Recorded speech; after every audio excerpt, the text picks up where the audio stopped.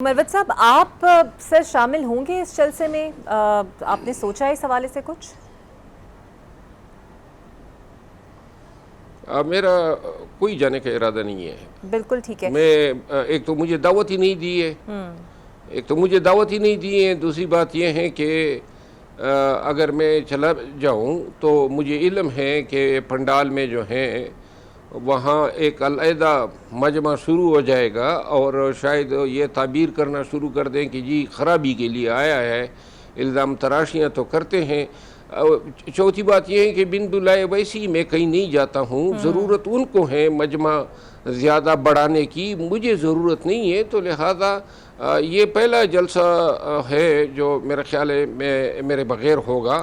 और मैं ये देख रहा हूँ कि अगर ज़्यादा मतलब है कि कोशिश और काविश ये डाल भी दे तो तब भी ये अब एक दिन में कुछ नहीं कर सकते हैं। बहरहाल इसके बावजूद जो है देखते हैं कि कल क्या होता है। अच्छा मरवत साहब, जिस तरह आपने कहा कि बड़ा इम्पॉर्टेंट टाइमिंग में ये जलसा हो रहा है, केपी में हो रहा है और अवाम को मुतहरक करने के लिए ऑब्वियसली जिस तरह आपने भी फरमाया कोई भी हिकमत अमली नहीं की गई। आप समझते हैं जानबूझकर ऐसा किया जा रहा है? बिकॉज़ खान साहब के सारे जलसे ये क़यादत देखती आई है, किस तरीके से होते रहे हैं वो देखते आई है। तो जानबूझ के मोटिवेट ना करना और मुतहरक ना करना, कॉर्नर मीटिंग ना करना, ये कोई पॉलिसी का हिस्सा है इस क़यादत का?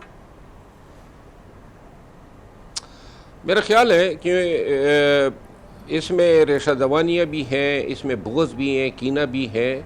सबको इल्म है कि जलसा अगर इंतहाई कामयाब जाता है तो शाबाशी अली अमीन ख़ान को मिलेगी, और अगर जलसे की स्ट्रेंथ कमज़ोर होती है तो इसको अली अमीन ख़ान की नाकामी से दो चार किया जाए, यानी एट्रीब्यूट किया जाएगा।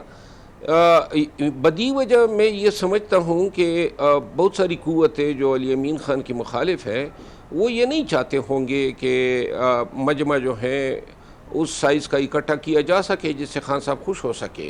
अली अमीन ख़ान की जो है मुकम्मल कोशिश ये होगी कि वो खान साहब की तवक्कुआत पे पूरा उतरे।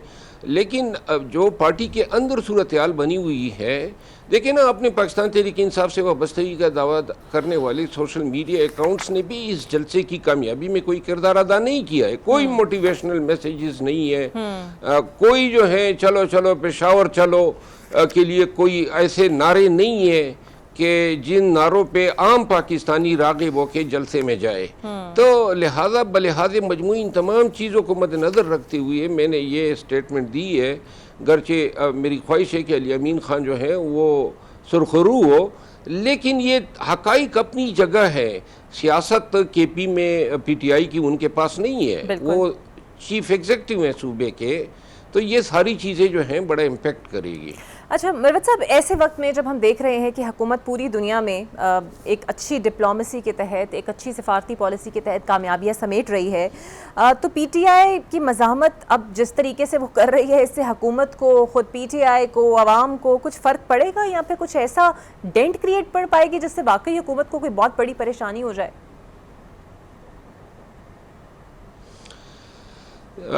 गुजारिश ये है कि हुकूमत की जो डिप्लोमेटिक कामयाबियाँ हैं जिसका आपने ज़िक्र किया, ख़ुसूसन जो अभी अमेरिका का विज़िट हुआ या जो डिफेंस पैक्ट हुआ किंगडम ऑफ सऊदी अरेबिया के साथ, या इससे कबल जो जंग में कामयाबी हुई है, ये हुकूमत पाकिस्तान का एटॉमिक पावर होने की वजह से, एक बड़ा मुल्क होने की वजह से, फिर इसकी जो जीव स्ट्रेटेजिक पोजीशन है इलाकाई रीजन की सियासत में, इन तमाम चीज़ों ने और दुनिया में जो इंटरनेशनल पॉलिटिक्स में जो नई ग्रुपिंग हो रही है, इसने पाकिस्तान की अहमियत को मज़ीद उजागर किया है।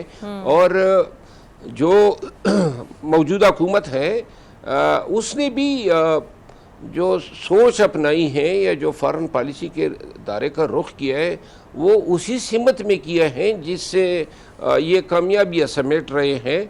और मैं इसलिए ये डिडक्ट करूँगा कि हुकूमत जो है इन्होंने मौजूदा जो आलमी हालात हैं उसका सही जो है एक्सप्लॉइट किया है, फ़ायदा उठाया है। बहुत शुक्रिया आपका।